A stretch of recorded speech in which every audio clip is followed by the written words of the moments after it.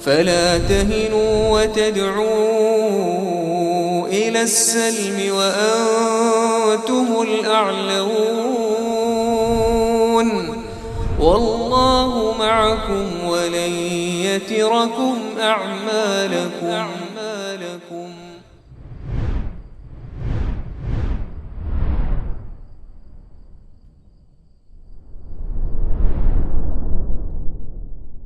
Bismillahirrahmanirrahim. Assalamualaikum warahmatullahi wabarakatuh. Innal hamdalillah nahmaduhu wa nasta'inuhu wa nastaghfiruh wa na'udzu billahi min shururi anfusina wa min sayyiati a'malina. May yahdihillahu fala mudilla lahu wa may yudlil fala hadiya lahu. Asyhadu an la ilaha illallah wahdahu la syarika lahu wa asyhadu anna Muhammadan abduhu wa rasuluhu la nabiyya ba'dah. Qala Allah Ta'ala fi kitabihil karim, ya ayyuhalladzina amanu taqullaha haqqa tuqatih wa la tamutunna illa wa antum muslimun. Ya ayyuhan nasu rabbakumul ladzi khalaqakum min nafsin wahidah wa khalaqa minha zawjaha wa batha minhuma rijalan katsiran wa nisaa'a واتقوا الله الذي تساءلون به والأرحام إن الله كان عليكم رقيبا يا أيها الذين آمنوا اتقوا الله وقولوا قولا سديدا يصلح لكم أعمالكم ويغفر لكم ذنوبكم ومن يطع الله ورسوله فقد فاز فوزا عظيما فإن أصدق الحديث كتاب الله وخير الهدي هدي محمد صلى الله عليه وسلم وشر الأمور محدثاتها وكل محدثة بدعة وكل بدعة ضلالة وكل ضلالة في النار. أما بعد, para jemaah yang dirahmati oleh Allah Azza wa Jalla, kembali kita benamkan fikiran kita di pembahasan dalam kitab Al-Fawaid atau Fawaidul Fawaid karya Ibnu Qayyim Al-Jauziyah rahimahullah. Ya, pada kali ini kita ingin mengupas apa yang beliau kupas dari tafsiran dan pengembangan makna dan maksud dari surat Al-Mulk ayat ke-15, yang mana Allah Ta'ala berfirman padanya atau dengannya, Huwallazi ja'ala lakumul arda dhalula famshu fi manakibiha wa kulu min rizqih wa ilaihin nusyur. Di sini ada 4 hal. 1, khabar. Pertama, khabar. Kedua, perintah yang dimaksudkan dengannya adalah pembolehan. Yang ketiga, perintah juga yang dimaksud darinya pembolehan. Dan yang keempat, pengingatan.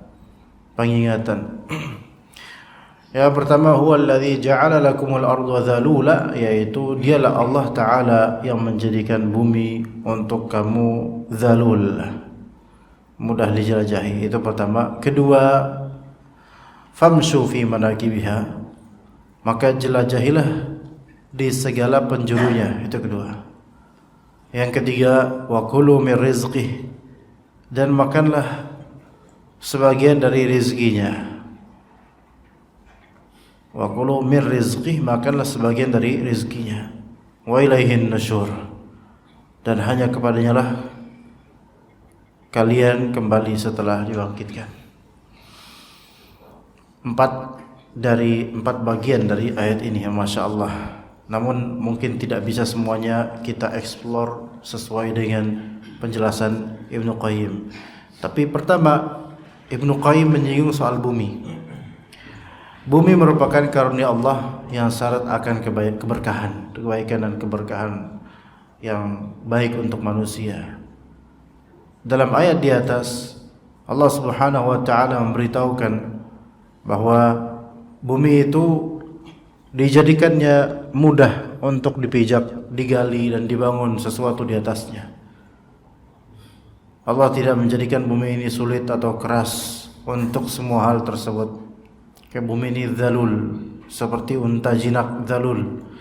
Dzalul itu rendah, merendah, tunduk. Bumi ini tunduk untuk manusia, Allah tundukkan. Allah menjadikan bumi sebagai hamparan, alas, permadani, tempat tinggal dan tempat berkumpul.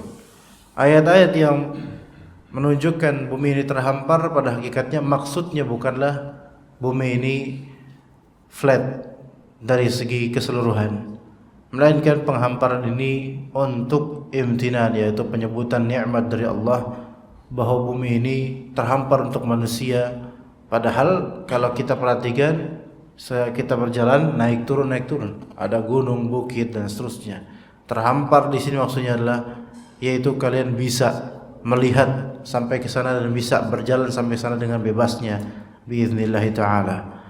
Jadi sebagai alas, permadani, tempat tinggal dan tempat berkumpul, ya, tempat tinggal dan tempat berkumpul untuk kalian manusia.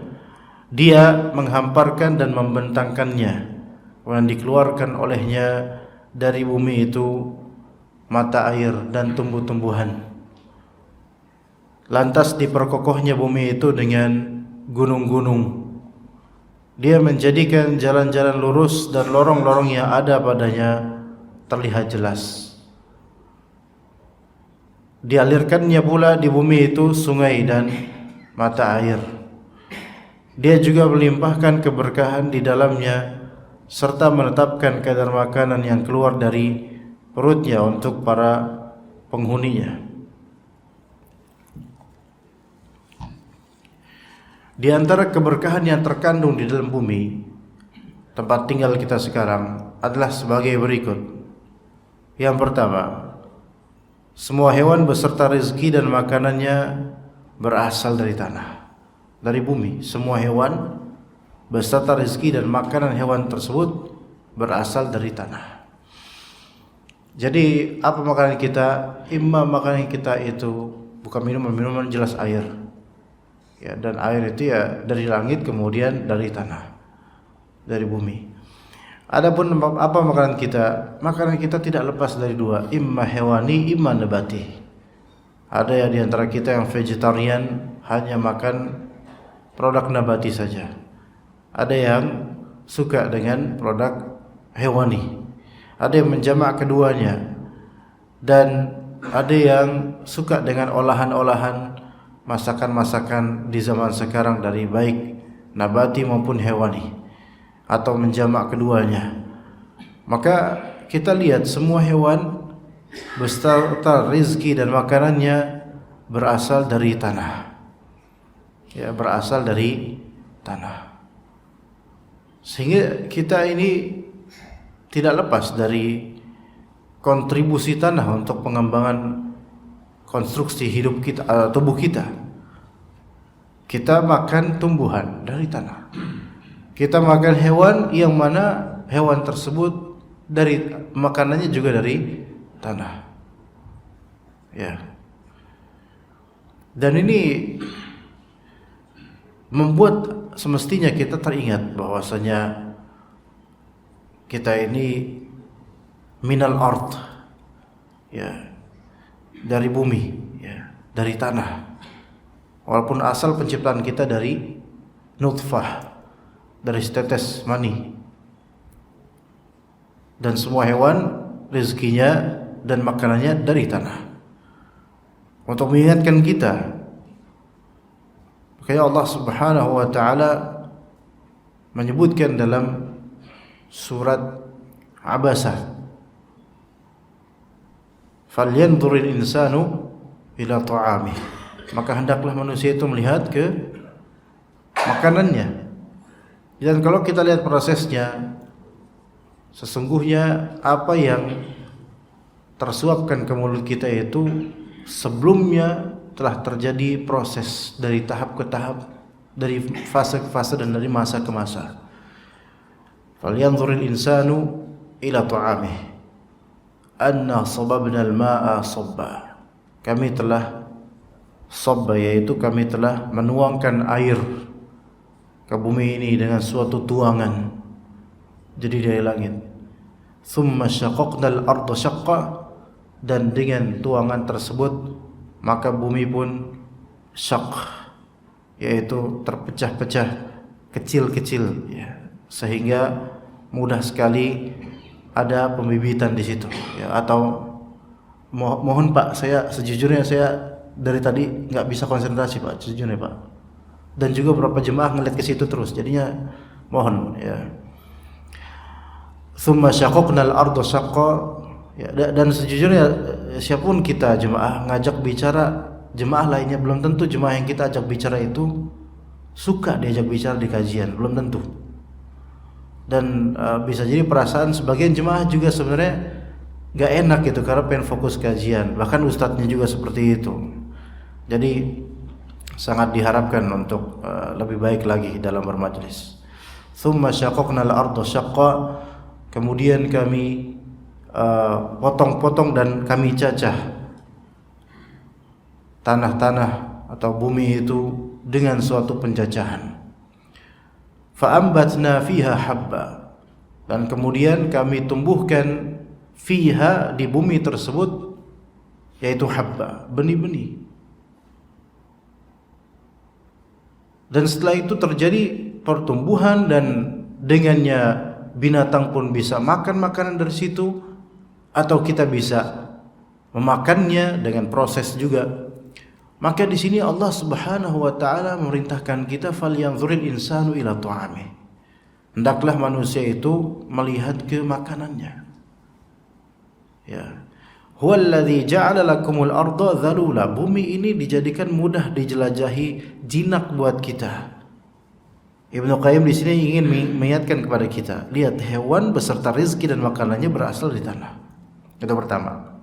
Kedua, jika Anda menanam satu biji tanaman di dalam tanah, niscaya bumi akan mengeluarkan biji-bijian yang sama untuk Anda dalam jumlah yang berlipat ganda. Satu biji saja antum tanam, Pak. Niscaya bumi akan mengeluarkan, di sisi Allah, bumi akan mengeluarkan biji-bijian yang sama untuk Anda dalam jumlah yang berlipat ganda. Anda misalnya pete Cina atau pete atau semisalnya, ya, atau apapun itu, atau ada satu tunas yang antum taruh di suatu tanah, nanti kemudian menjadi pohon dan bertunas-tunas kemudian. Dan juga tanaman lainnya yang Masya Allah, bahkan sebagian tanaman kita cukup potek batangnya, kemudian kita tusukkan ke tanah, tancapkan ke tanah, maka akan menjadi berbatang-batang. Dan kemudian kalau kita tambahkan tusukan-tusukan kemudian, tanaman-tanaman itu akan tetap makin hidup, makin banyak. Lihat bagaimana bumi ini sebenarnya ada keberkahannya. Ingat, bumi itu dengan dunia beda ya. Dunia adalah kehidupannya, bumi adalah place, tempatnya ya. Jadi yang berkah di sini ya buminya, ini berkah, apalagi bumi Indonesia yang kata mereka gemah ripah loh jinawi. Namun betapa sedikitnya kita bersyukur pada Allah dengan keindonesiaan ini atau dengan keberkahan yang ada di tanah air ini. Yang ketiga, bumi rela menanggung beban di punggungnya dan mengeluarkan sesuatu yang terbaik dan bermanfaat dari perutnya untuk Anda. Disimpan di dalam perutnya segala sesuatu yang buruk seperti kotoran, dan dikeluarkan darinya segala sesuatu yang indah seperti barang tambang dan mutiara. Buktinya kotoran-kotoran kita pun ditimbun di dalam bumi, di dalam tanah ya. Dan tetap bumi itu mengeluarkan yang terbaik buat kita pada umumnya. Kemudian yang keempat, bumi menutupi dan menyembunyikan segala keburukan hamba beserta kotoran-kotoran yang keluar dari tubuhnya, menaunginya serta mengeluarkan makanan dan minuman bagi para manusia. Maka beginilah jemaah sekalian rahimakumullah, bagaimana Al-Quran itu dalam ayat-ayat Allah Subhanahu wa taala sebenarnya mengajak kita untuk berfikir dan bersyukur tentang eksistensi yang eksis pada kehidupan kita dan manfaat yang kita raih di kehidupan kita dari hewani, nabati atau bersifat udara dan perairan. Sungguh bumi adalah makhluk yang paling banyak menanggung penderitaan. Maksudnya ini menanggung penderitaan tidak bersifat kehidupan seperti manusia menanggung penderitaannya, tetapi ada beban terhadap bumi, seolah-olah bumi ini menanggung penderitaan. Namun justru bumi ini paling banyak memberikan manfaat. Tidak ada sesuatu dari tanah yang lebih baik daripadanya. Tidak ada pula yang lebih jauh dari gangguan dan lebih dekat kepada kebaikan daripadanya. Kita mulai dari di sini, huwallazi ja'ala lakumul arda dzalula, dialah Allah yang menjadikan bumi ini mudah dijelajahi untuk kamu. Dzalul. Bumi itu bagaikan seorang unta jinak. Unta jinak kalau dia jinak, dia itu dzalul. Segala hewan ya, kalau dia jinak maka dia menjadi bersifat dzalul. Dzalul itu ya tunduk pada kita. Tunduk jinak. Enggak melawan. Jinak. Maksud dari surat Al-Mulk ini ialah Allah menjadikan bumi ini seperti unta jinak yang patuh pada kita. Bumi ini secara kenyataan patuh memang terhadap kepada kita. Kita tanamkan ini, tumbuh dia insya Allah. Kalau misalnya memang tepat tanaman itu untuk ditumbuhkan di teritori tersebut atau di tanah tersebut. Mungkin kalau beberapa tempat atau beberapa benih tidak mungkin, atau beberapa biji tidak mungkin, seperti biji kurma kita tempatkan di tanah depan rumah kita, mungkin tidak tumbuh karena memang bukan tempat yang cocok. Tapi carilah tempat yang cocok, atau benih yang cocok, atau biji yang cocok, maka dia akan tumbuh seolah-olah taat pada kita, nurut pada kita. Bahkan yang tidak kita niatkan tumbuh pun lebih banyak lagi. Ya, ada pohon disebutnya pohon ceria apa ya, yang katanya itu hasil dari jatuhnya dari burung-burung, kemudian akhirnya menjadi tumbuhan yang kemudian semakin besar, semakin menjadi naungan. Ya Masya Allah. Dan juga rumput-rumput dan tumbuhan-tumbuhan liar yang boleh jadi bagi kita tumbuhan liar yang tidak bermanfaat, yang mungkin ya justru menjadi sarang ular lah, sarang binatang lah. Tapi ternyata kita tidak tahu. Mungkin saja di sini kalau diamati oleh saintis, boleh jadi tumbuhan-tumbuhan ini bermanfaat, memberikan manfaat tanpa kita minta, dengan izin Allah Azza wa Jalla. Sebagian juga kalau bagi orang Jawa namanya cipluan. Itu tumbuhan yang tidak kita niatkan untuk tumbuh, yang mana itu tumbuh secara liar. Tetapi konon, ya kata sebagian terutama masyarakat Jawa juga lebih paham, itu menyembuhkan penyakit-penyakit yang berat dengan izin Allah Azza wa Jalla. Ya. Dan juga dijual juga di market sekarang. Ya Masya Allah. Kemanapun seperti unta yang jinak, kemanapun unta itu digiring, niscaya ia akan ikut. Dimanapun dengan izin Allah Ta'ala kita tumbuhkan benih, kita tanam benih, maka bumi akan nurut untuk ikut dengan sesuai dengan tumbuhan itu. Kalau misalnya kita taruh biji nangka, ya pohon nangka yang tumbuh, nggak mungkin biji nangka kemudian pohon lain yang tumbuh gara-gara itu, enggak. Ya, seperti itu nurutnya gitu loh. Tetapi ya semua itu dengan izin Allah Azza wa Jalla. Maka dikatakan huwallazi ja'ala, dialah yang menjadikannya seperti itu. Allah yang menjadikan seperti itu. Betapa indahnya ungkapan yang dipakai di dalam ayat ini. Maka di dalamnya disebutkan lafaz famshu fi manakibiha, maka jalanlah kalian di manakibiha. Manakib itu makna asalnya itu pundak. Berjalanlah di pundak bumi. Ya. Dan ia tidak disebutkan dengan lafal fi turuqiha, yang maknanya di jalan-jalannya, atau fi fijajiha, yang maknanya di lorong-lorongnya. Jadi manakib, mankib itu pundak. Makanya dalam salah satu riwayat Rasulullah SAW ketika menjadi imam, beliau bilang istau, ya luruskan ya, atau sufufakum. Taswiyatus sufuf itu dilihat dari al-ka'ab bil ka'ab wal mankib bil mankib. Jadi saf itu lurus dalam Islam, barometernya adalah mata kaki dengan mata kaki. Sama gitu, bukan ujung jempol dengan ujung jempol, karena orang beda-beda. Ya, tapi orang punya semua mata kaki, maka dari mata kaki diluruskan. Wal mankib bil mankib, pundak dengan pundak. Lurusnya pundak dan pundak, mata kaki dan mata kaki. Lurus itu seperti itu.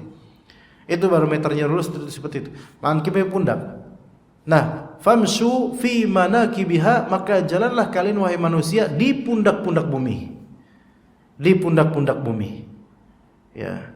Penggunaan kata ini amat sesuai dengan kalimat sebelumnya, karena sebelumnya disebutkan bahwa bumi ini bersifat dzalul, tunduk jinak. Ya, seperti kita itu sedang bonceng, tapi di pundaknya bumi, Sebagaimana diketahui, orang yang berjalan di muka bumi seolah-olah sedang menginjak pundaknya, yaitu bagian atas dari segala sesuatu. Oleh sebab itu pula, ada yang menafsirkan lafal manakib, pundak-pundak bumi, itu ditafsirkan dengan gunung-gunung. Famshu fi manakibiha, maka jalanlah kalian di gunung-gunung bumi. Seperti halnya pundak manusia yang seperti gunung ke bawah ini. Ya, ini bagian-bagian yang tertinggi darinya atau puncaknya. Sebagian ahli tafsir menjelaskan ungkapan demikian memberikan isyarat bahwa berjalan di datarannya adalah lebih mudah. Ulama lainnya berpendapat makna fi manakibiha yaitu di segala sisi dan penjurunya. Itu kalau terjemahan di Indonesia pakainya itu. Bahwasanya makna manakib adalah atraf, yaitu penjurunya. Ya. Sama artinya dengan ungkapan manakibul insan yang artinya sisi-sisi pada tubuh manusia. Yang jelas kata beliau, lafal manakibiha menunjukkan a'aliha, yaitu bagian atasnya bumi.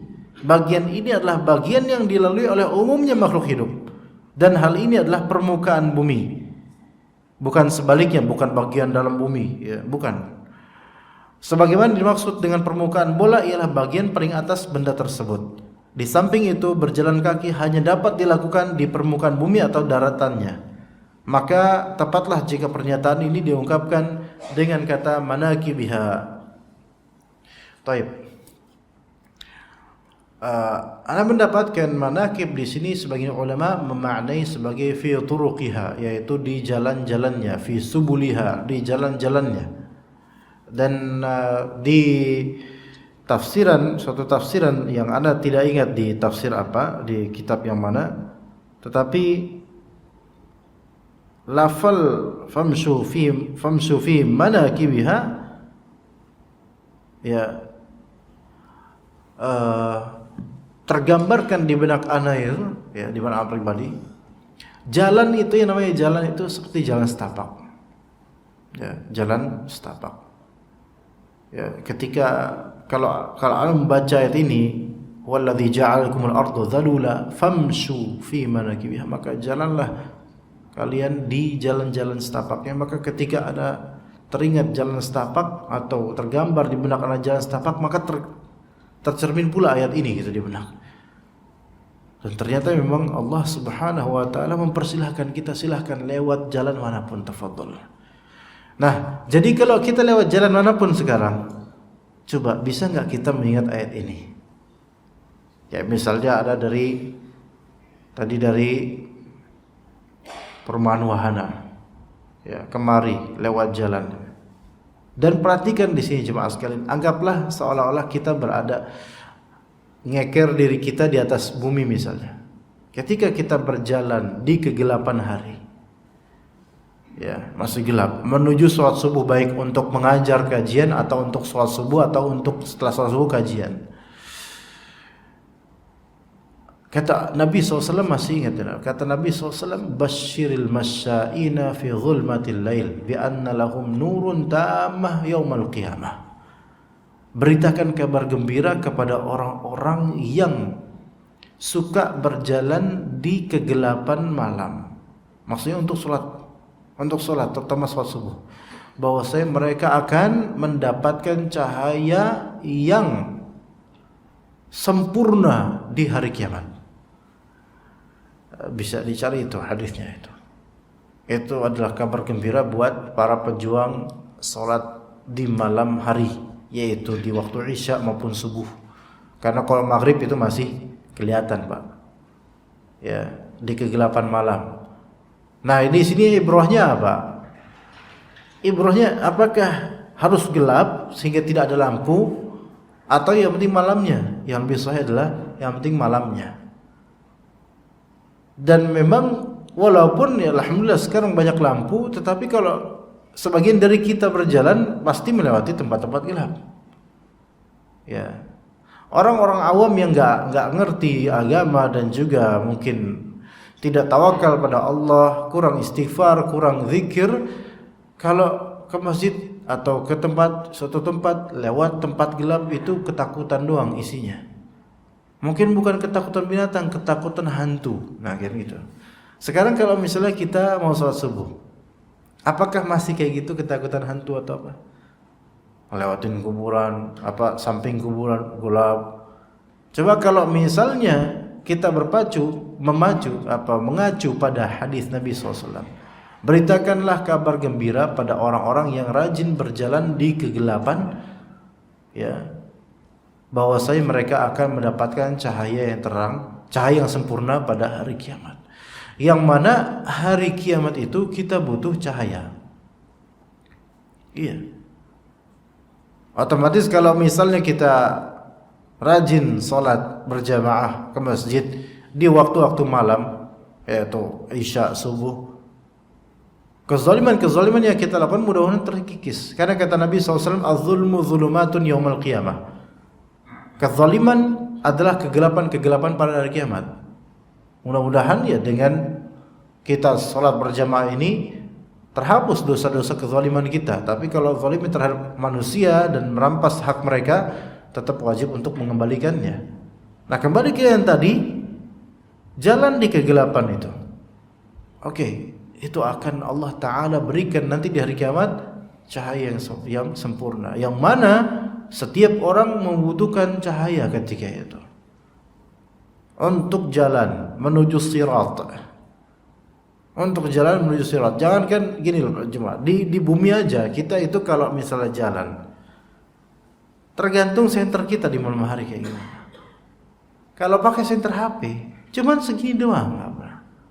Senter sekarang ada yang sampai berapa juta ya, mungkin 10 juta harganya ada.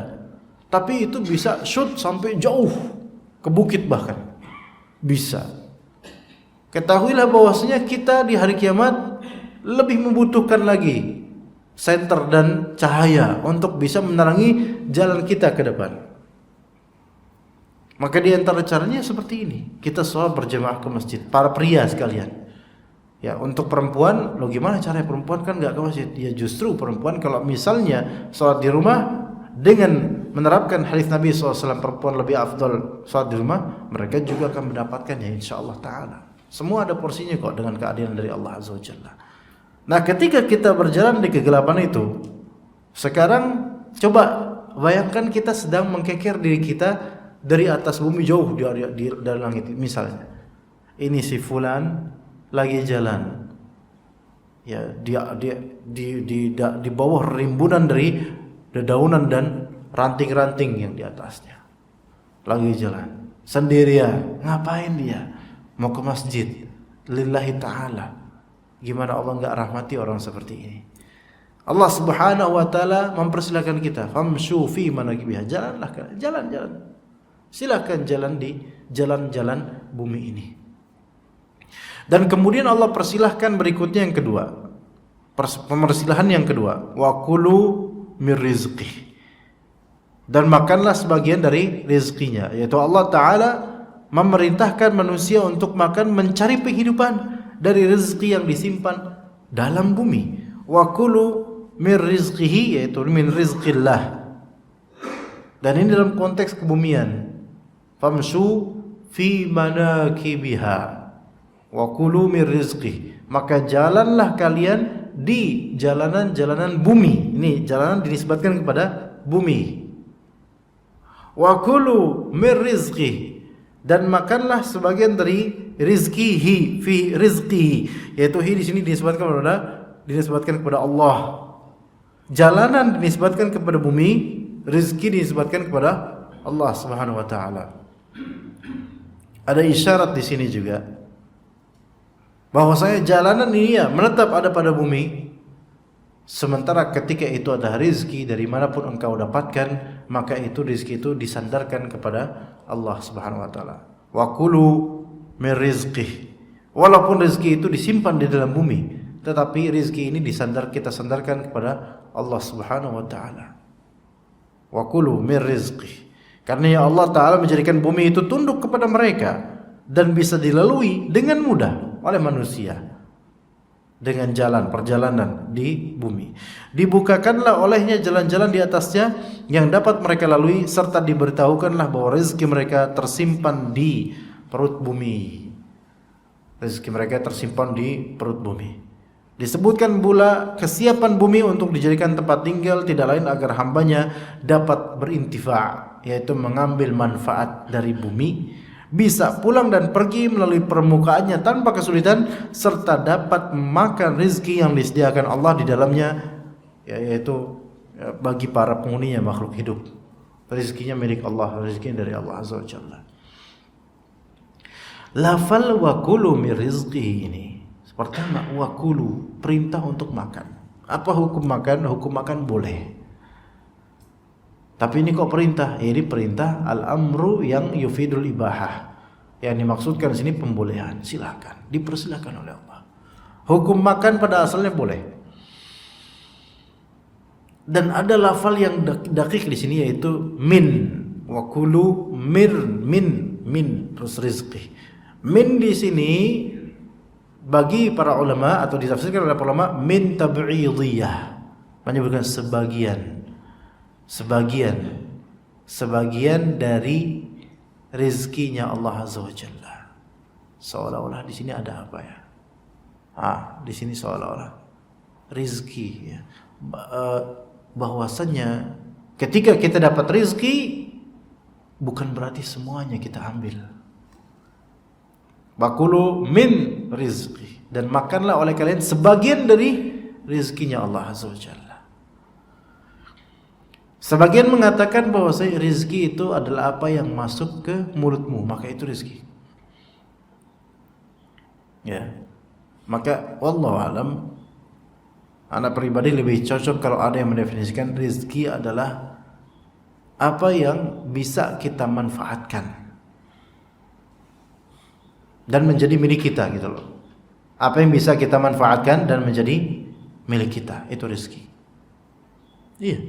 Contoh. Misal saja. Misal antum dikasih sayur oleh tetangga. Kalau nggak salah dulu saya pernah mencontohkan sayur juga di sini, tapi apa ya? Sayur apa dulu ya? Sayur lodeh misalnya dari tetangga. Ada Pak, nih sayur nih Pak ya. Satu mangkok besar. Atau sop iga misalnya. Wah, Masya Allah. Rizki buat antum, ya itu rizki. Ada perbedaan pemahaman orang tentang rizki sini. Ya. Jadi tetangga ngasih kita sop iga. Seneng kan kita? Seneng. Kemudian itu sop iga sekarang milik siapa? Milik kita. Nah, di sini ada dua pendapat dari sebagian ahli ilmu. Selama belum kita makan, maka itu bukan rezeki kita. Itu pendapat pertama. Pendapat kedua, selama itu udah menjadi milik kita, maka itu rezeki kita, walaupun belum kita makan. Dan itu pendapat yang lebih benar, yang kedua. Yang kita miliki untuk bisa kita manfaatkan itu adalah rezeki kita, walaupun belum kita manfaatkan. Rezeki kita, pemberian dari Allah Azza wa Jalla melalui hamba-hambanya. Nah, kita dapat itu semangkok dari sop iga. Masya Allah nih, rezeki yang baik ini, Masya Allah. Tapi kemudian kita melihat ada orang lagi kelaparan, kita kasih kepadanya, Pak maaf nih untuk antum. Terima kasih banyak Pak. Taib. Tadinya ini rezeki siapa? Rezeki kita. Maka kita berikan kepadanya menjadi rezeki dia. Itu yang tepat Pak. Rezeki itu nggak harus apa yang sudah kita manfaatkan itu baru disebut rezeki, nggak mesti. Apa yang sedang kita punya itu rezeki kita. Selama itu bermanfaat ya. Itu yang benar Pak. Nah, sehingga ayat ini mustaqim gitu. Jadi pas dengan ayat ini. Wa kulu mir rizqi, dan makanlah oleh kalian sebagian dari rizkinya. Ini ada isyarat bahwasanya tidak semua yang engkau dapat dari rizki itu engkau ambil semua gitu. Saya kasih contoh lagi. Bapak dapat alhamdulillah laba, dalam satu haul ini terkumpul laba dan juga tabungan, terkumpul misal saja 100 juta bersih milik antum. 100 juta ini sudah ada di rekening pribadi. Baik. Apakah ini rezeki? Jelas ini rezeki. Kan belum diapa-apain tapinya. Iya, belum diapa-apain uang itu. Belum diapain. Ingat tadi, rezeki adalah apa yang kita miliki dari apa yang bisa kita manfaatkan. Itu rezeki. Selama itu jadi milik kita, itu rezeki kita. Nah, karena ini uang simpanan berupa harta uang, ya, yang itu dikiaskan dengan perak dan emas atau perak, maka di situ ada nilai zakatnya. Berapa? 2,5%. 2,5% dari 100. Dari tadi saya bilang berapa ya tadi? Tadi tahunya berapa saya bilang, Pak? 100 juta ya? Betul, 100 juta. Lah 2,5%-nya berarti 2.500.000 ya. 2.500.000. 2.500.000 ini adalah hak mustahik zakat. Baik fakir miskin, ibnu sabil atau lainnya. Orang yang baru masuk Islam misalnya. Hak mustahik zakat. Baik, kasih. Ini wa kulu mir rizqi, silahkan kalian ambil rezeki kami, manfaatkan rezeki kami, tapi sebagiannya. Artinya tidak komplit 100 segala 100. Ini untuk masalah yang wajib zakat.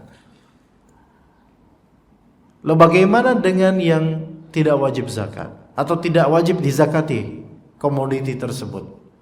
Maka begitu pula kita diperintahkan untuk wakulu mir rizqi. Makanlah sebagian dari apa yang dirizkikan.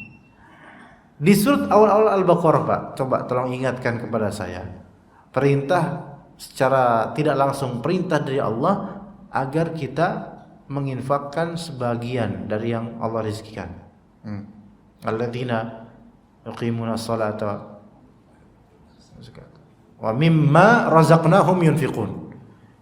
Wa mimma razaqnahum. Nah ini min, yaitu sebagian dari apa yang kami rizkikan kepada mereka infakkan.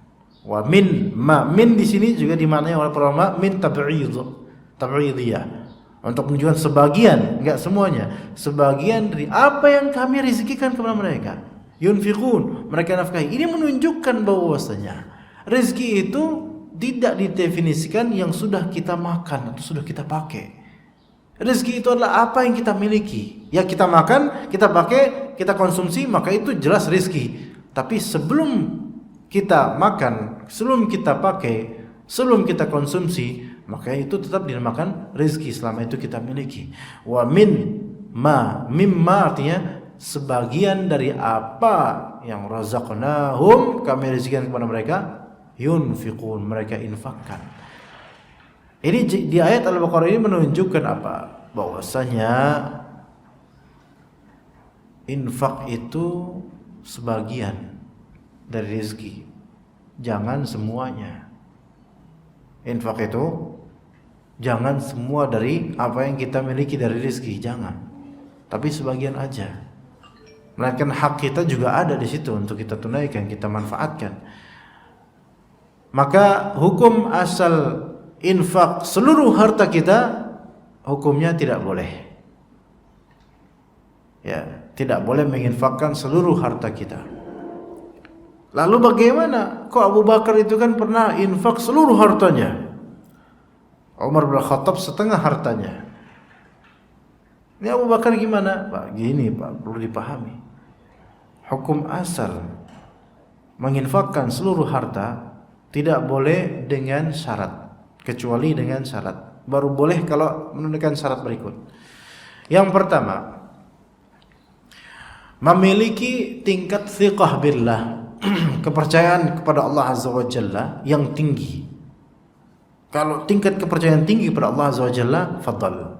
Ini syarat pertama. Jadi percaya bahwasanya Allah Ta'ala akan merezekikannya. Tapi kalau tingkat kepercayaan kurang, masih lemah, agak ragu, maka ini nggak boleh.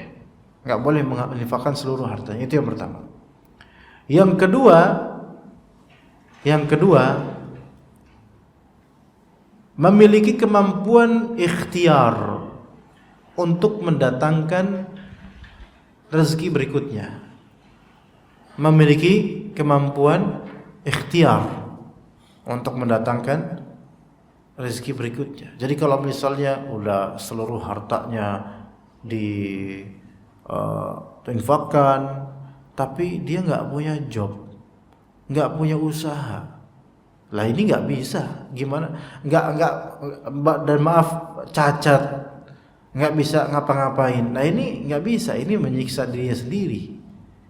Ya, jadi yang kedua syaratnya mempunyai kemampuan ikhtiar untuk mendatangkan harta berikutnya gitu atau rezeki berikutnya. Dan yang ketiga, ya, mempunyai bekal atau modal.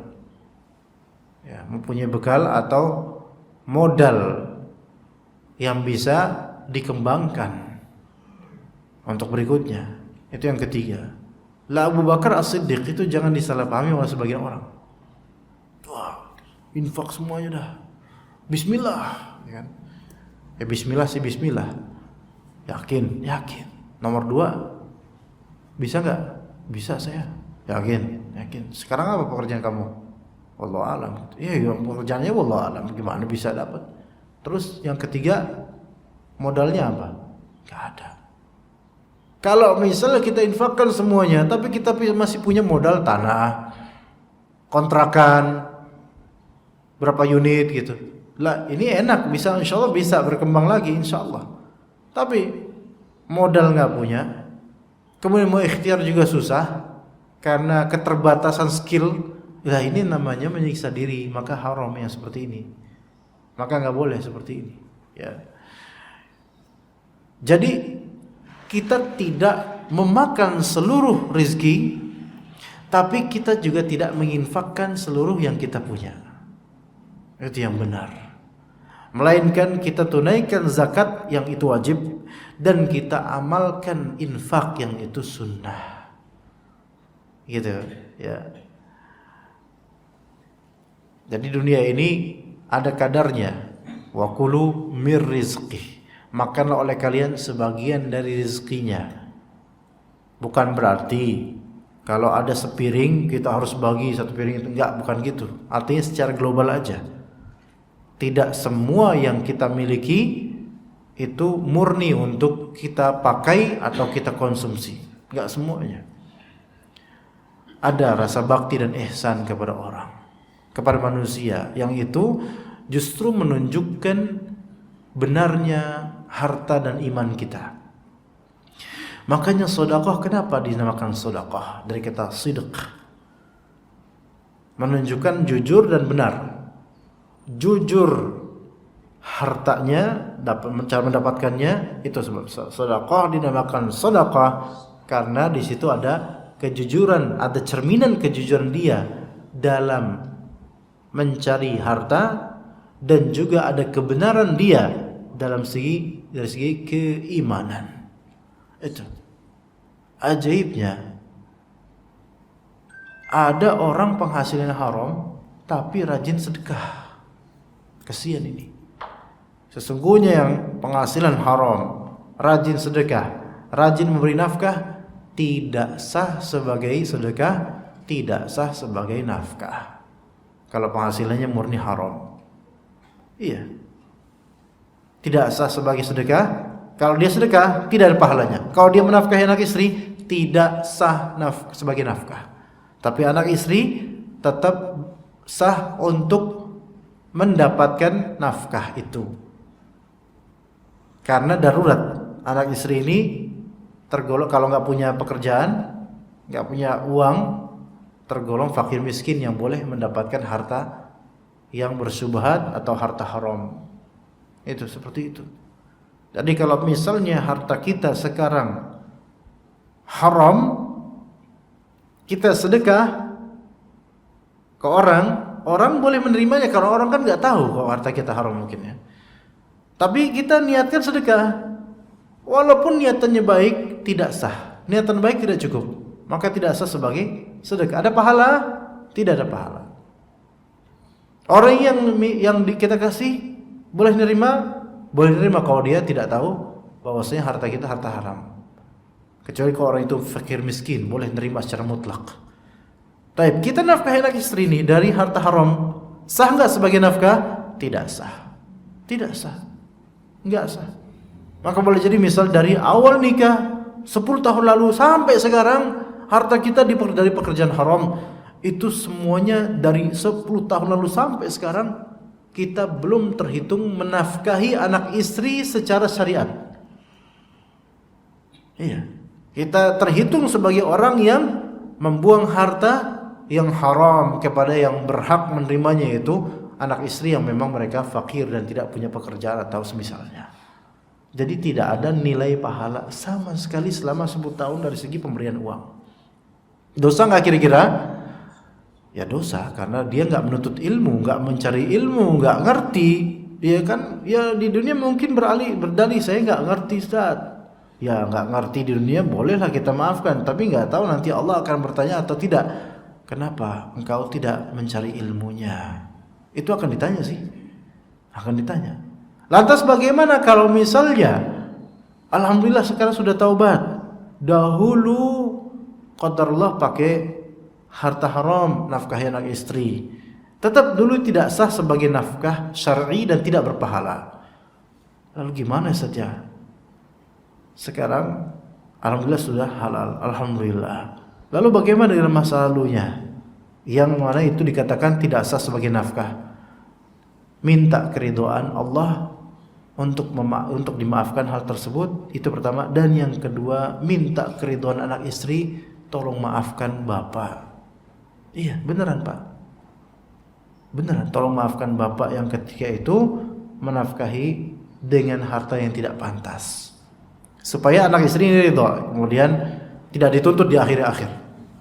Siapa yang menafkahi anak istrinya dengan harta haram akan ada tuntutan dari Allah, tuntutan dari anak, tuntutan dari istri. Tega gak kira-kira kita itu? Anak kita masih kecil, mulutnya pun masih polos gitu, lisannya masih polos, giginya baru tumbuh, kita suapin dengan bekal yang haram. Tega gak? Gak tega harusnya. Maka baik-baik istighfar jemaah sekalian, bagi kita mungkin punya pengalaman dalam hal ini, namun Allah itu tawwab, maha penerima taubat. Allah itu maha pengampun, sehingga semua dari kita selama masih hidup ini punya kesempatan yang sangat-sangat berharga untuk menghapus kesalahan-kesalahan itu. Dan Allah Ta'ala sangat-sangat penyayang, Ghafurur Rahim terhadap orang istighfar dan bertaubat. Makanya hati-hati sini, wa kulu mir rizqi. Allah ingatkan, wa ilaihin nusyur, kalian akan dibangkitkan loh. Jadi jangan serta-merta kita itu udah enak, diciptakan bumi itu untuk manusia. Kita enak kemana aja enak nih. Sekarang punya mobil, nggak kayak dulu ya.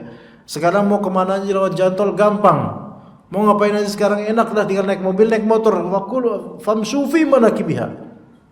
Sekarang mau makan apa aja gampang Pak, ya kan?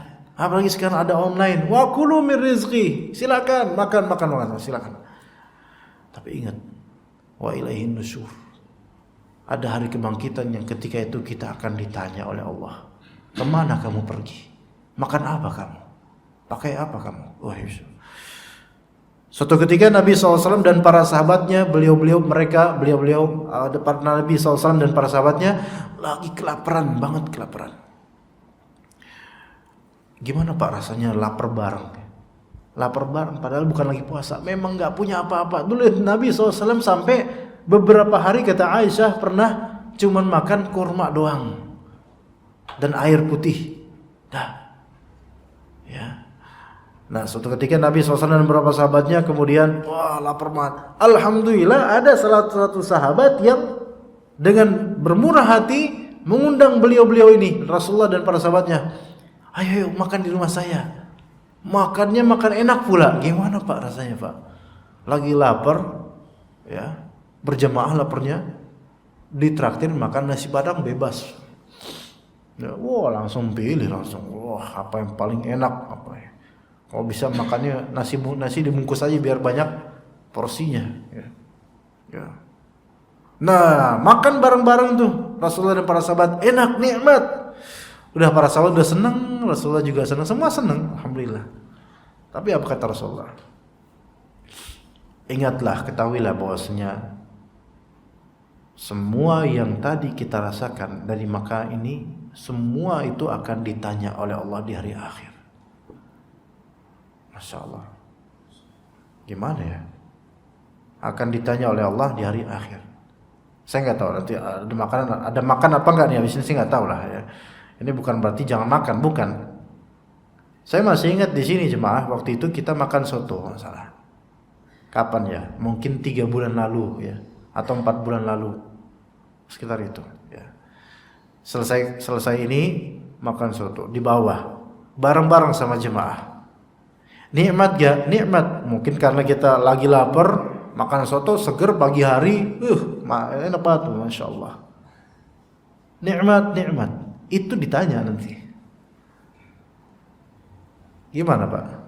Bukan berarti jangan makan deh, nanti ditanya soalnya. Yang matilah kita ditanya lagi nanti, kenapa kamu mati? Bunuh diri. Maksudnya Allah persilahkan kita makan, tapi akan ditanya, nikmat ini sudah disyukuri belum? Dari mana mendapatkannya? Dan ya, masya Allah. Oleh karena itu, kenapa Rasulullah SAW melihat orang-orang yang du'afa di sini maksudnya orang-orang miskin, fakir, itu lebih dulu sekian ratus tahun perjalanan lamanya, lebih dulu masuk surga dibandingkan dengan orang-orang yang kaya, karena auditnya lebih banyak. Tapi ini orang-orang kaya, maksudnya ini umumnya orang-orang kaya yang memang banyak permasalahan di hartanya. Makanya jemaah sekalian, yang Allah sekarang titipkan pada kekayaan, jangan banyak-banyak nyimpen sebenarnya. Sebenarnya begitu. Jangan banyak-banyak nyimpen. Banyak sedekah, karena sedekah itu mempermudah. Kalau banyak nyimpen, banyak nimbun, itu bikin ngantri nanti. Ya. Gitu.